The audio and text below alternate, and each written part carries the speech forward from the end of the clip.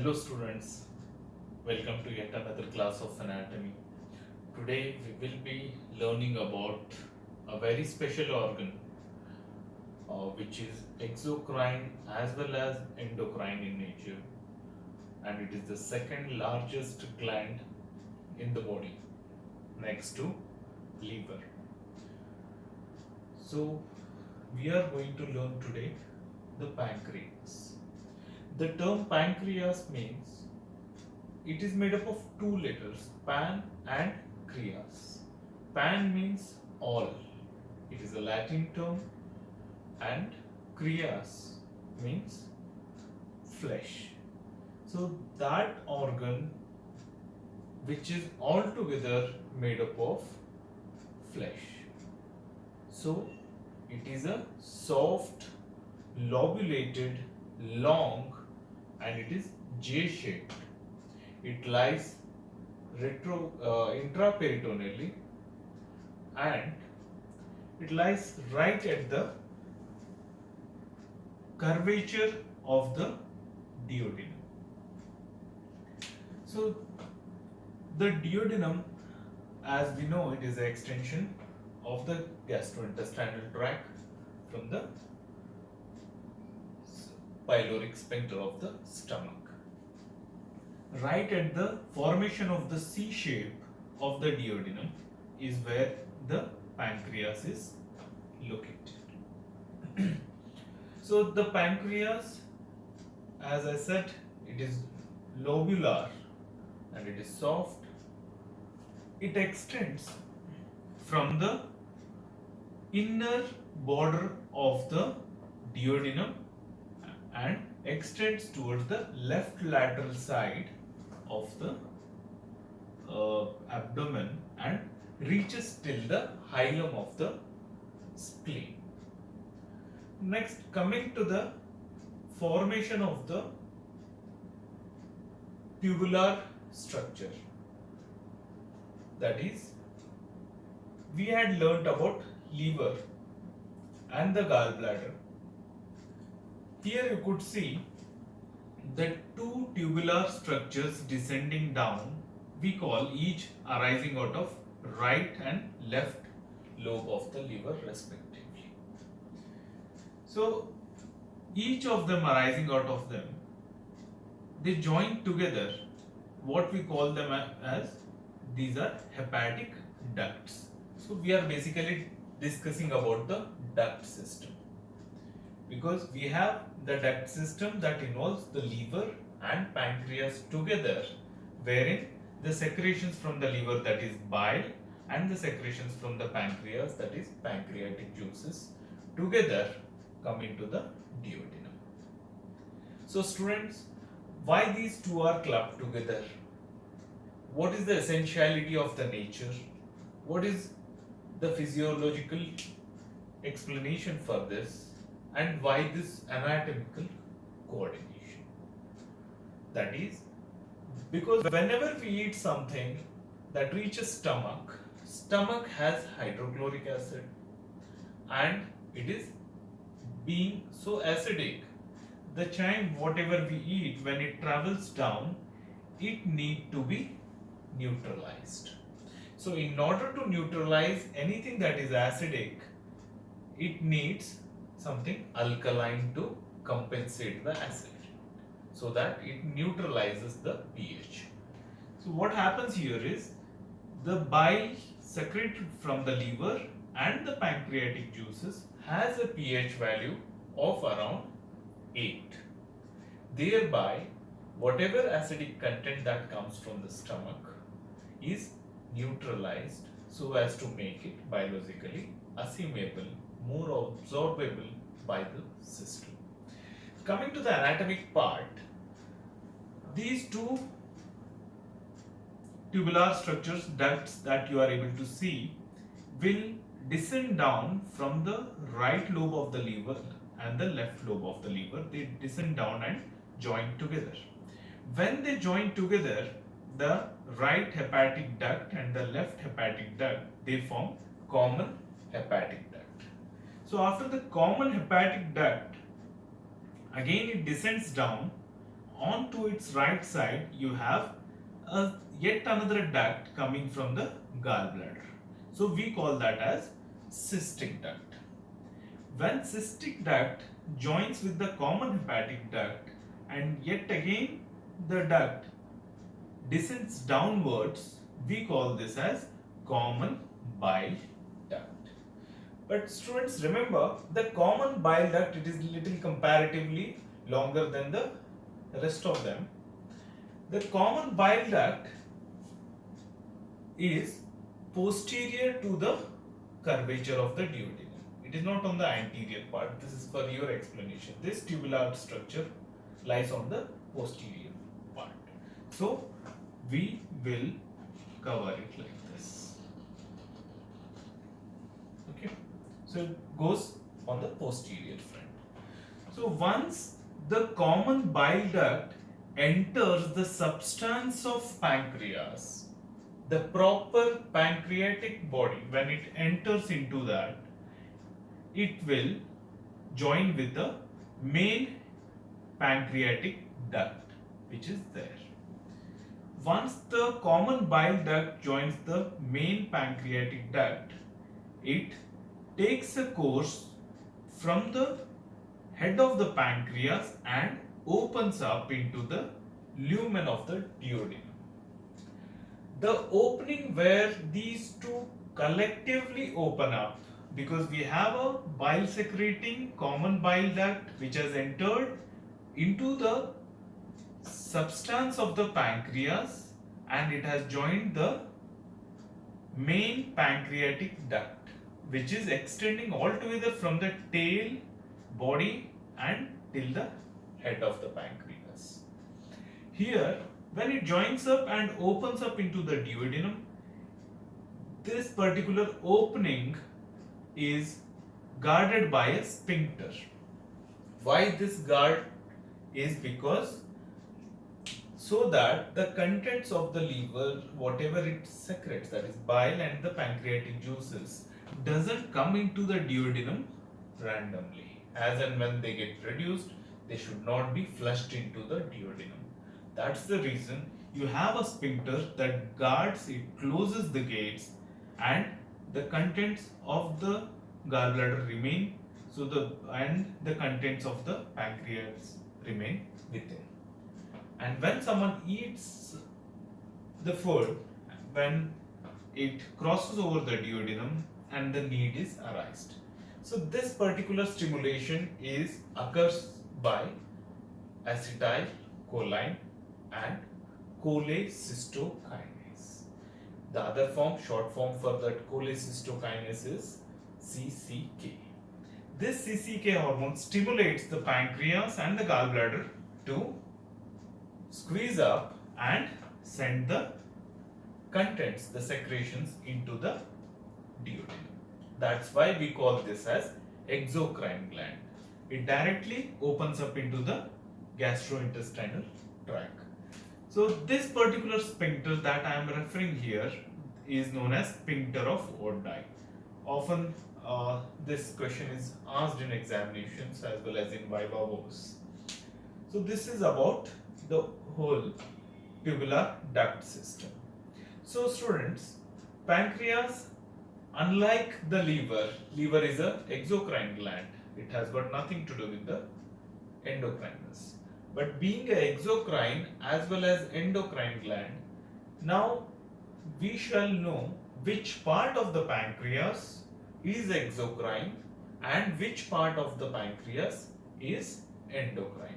So exocrinal part is the duct part that we are able to see, the main pancreatic duct that is formed and runs from the middle of the body and enters into the or opens into the duodenum. So these ducts receive the pancreatic juice formed by the acinar cells, acinar glands, we shall say. Acinar gland, coming to the next diagram. So students, let's consider this as the main pancreatic duct, or here we shall have a main pancreatic duct. Consider this as a main pancreatic duct. So this side it is duodenum and down side we have the spleen. So the contents should come into the main pancreatic duct. So it has a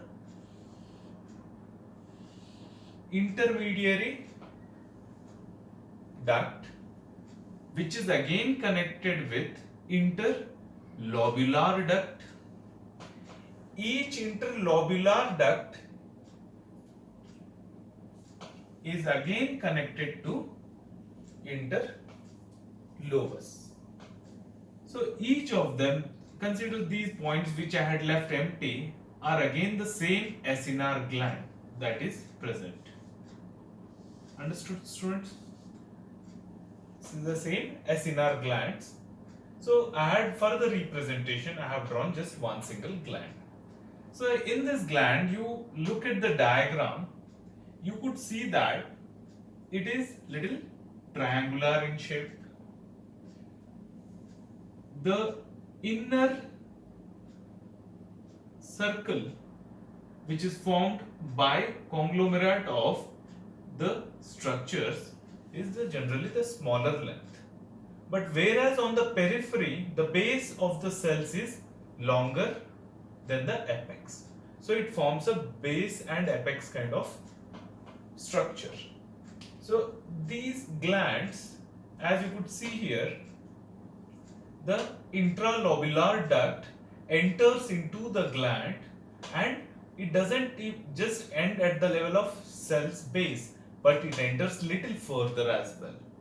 This entering little further part of the intralobular duct, we call that as centrio-acinar claust. Here is where each of the acinar gland is made up of simpler cells, we call them as acinar cell. This acinar cell is made up of Golgi apparatus, Golgi complex, ribosome, you have the mitochondria and a nucleus that is in the middle. You have a mitochondria and the rest of the cellular bodies. So these cells produce the pancreatic juices. The pancreatic juices are pepsin, amylase, and thereby these are responsible for the digestion of carbohydrates, fats and lipids. Amylase as well as these things play a role in the breaking down of the macromolecules. Next, students, this is what was explained till now is related with the exocrinal system. Exo means outside, crinal means to secrete. So secreting outside into the gastrointestinal tract. That's why we call it as exocrine. Endocrine, endo is again inner, crine is secretions. So endocrinal glands, the secretion of the gland occurs directly into the bloodstream. So that's why we call them as endocrinal. So how this occurs in pancreas? So we had learnt about how the exocrinal system is associated with the acinar gland and the acinar cells. The endocrinal system, if we cut a small part in a square and we magnify that, we are not related with the ducts, students. We are talking about the pancreatic substance other than the ducts, the yellowish lobules that we are talking about, other than the straight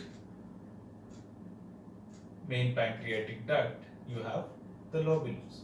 So each of the lobule, if we take one single lobule and cut it and look under an electron microscope, Under the microanatomy, we will be able to visualize, or under histology, we would be visualizing the substance of the pancreas has three types of cells in it.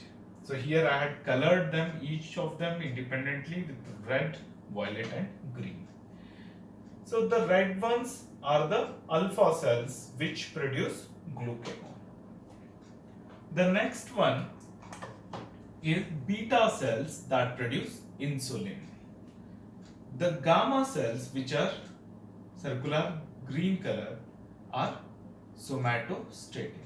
So somatostatin is produced by the gamma cells. Alpha cells produce glucagon, beta cells produce insulin, gamma cells produce somatostatin. So these all together, when we look at this, is nothing but the islets of Langerhans collectively.